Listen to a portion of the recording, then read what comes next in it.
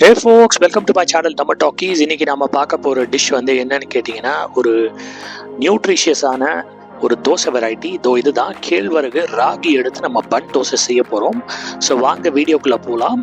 தேவையான வெஜிடபிள்ஸ் வந்து வெங்காயம் நல்லா சின்ன சின்னதாக கட் பண்ணி வச்சுட்ருக்கேன், கேரட் நல்லா துருவி வச்சுட்ருக்கேன், கொத்தமல்லி, அதுக்கப்புறமா வந்து பச்சை மிளகா. உங்களுக்கு வேணும்னா இஞ்சியை ஆட் பண்ணிக்கோங்க. ஃபஸ்ட்டு வந்து ஒரு கப்பு ரவை ஆட் பண்ண பிறகு அரை கப்பு அதில் ராகி மாவு சேர்த்துக்கோங்க. இது எல்லாமே வந்து மிக்சி ஜாரில் நம்ம போடுறோம், சரிங்களா? மிக்சி ஜாரில் இதை 1 by 1 ஆட் பண்ணுங்க. அடுத்தது வந்து ஒரு அரை கப்பு தயிர் ஆட் பண்ண பிறகு அடுத்தது வந்து உப்பு ஆட் பண்ணுங்க. உப்பு வந்து ஒரு 3/4 1 ஸ்பூன் ஆட் பண்ணலாம்.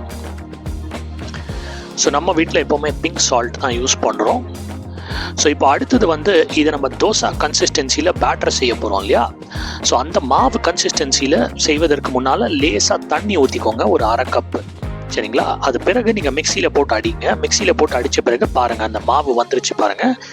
அதாவது வந்து ரவையும் ராகியும் கலந்து செய்யப்பட்ட மாவு இது. இதில் வந்து அந்த வெஜிடபிள்ஸை 1 by 1 ஆட் பண்ணிக்கோங்க. அதாவது வந்து கேரட்டு, வெங்காயம், நீங்கள் குடமிளகா கூட ஆட் பண்ணலாம், கொத்தமல்லி, பச்சை மிளகா. முன்னாடி சொன்ன மாதிரி இஞ்சியை ஆட் பண்ணிக்கோங்க. தேவைன்னா இஞ்சியை நல்லா துருவிக்கோங்க. நீங்கள் ஆட் பண்ணுறதா இருந்தால் பல்லு மாதிரி போட்டுறாதீங்க. அப்புறம் நல்லா மிக்ஸ் பண்ணுங்கள். நல்லா மிக்ஸ் பண்ண பிறகு அடுத்தது நீங்கள் ஆட் பண்ண வேண்டியது அந்த ஒரு பலூன் மாதிரி உப்பிக்கிட்டு வருது பார்த்தீங்களா, பஃபியாக வருது நம்ம சொல்லுவோம் இல்லையா? அதுக்கு வந்து காரணம் வந்து பேக்கிங் சோடா. அதனால ஒரு பிஞ்ச் பேக்கிங் சோடா ஆட் பண்ணுங்கள். அதோ பாருங்கள், அந்த குவான்டிட்டி பார்த்து வச்சுக்கோங்க. அதுக்கப்புறமா லேசாக அது மேலே தண்ணி ஊற்றுங்க. அது ஆக்சுவலாக அது மேலே நம்ம லைட்டாக தண்ணி ஊற்றிட்டு அதுக்கப்புறமா மிக்ஸ் பண்ணுறோம். ஐ திங்க் ஏதோ கெமிக்கல் ரியாக்ஷன் ரிலேட்டட் நினைக்கிறேன். ஸோ நீங்கள் உங்களுக்கு கமெண்ட்ஸில் தெரிஞ்சால் சொல்லுங்கள். ஸோ நல்லா மிக்ஸ் பண்ண பிறகு இப்போ நம்ம தோசை வாக்க போகிறோம். இழுப்பு சட்டி நல்லா சூடாக இருக்குது. அதில் வந்து சென்டரில் இந்த மாவை ஊற்றிடுங்க, சரிங்களா?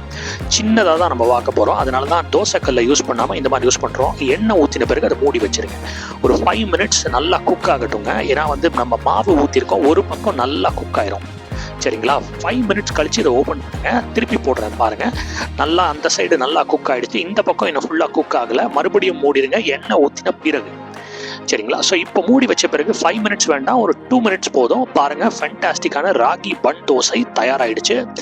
நான் இப்போ க்ளோஸ்அப்பில் காட்டுறேன் பாருங்கள், எவ்வளோ அழகாக இருக்குது பாருங்கள். இந்த ராகி பன் தோசை வந்து ரொம்ப ரொம்ப நல்லதுங்க, கேழ்வரகு சேர்ந்துருக்கிறதுனால.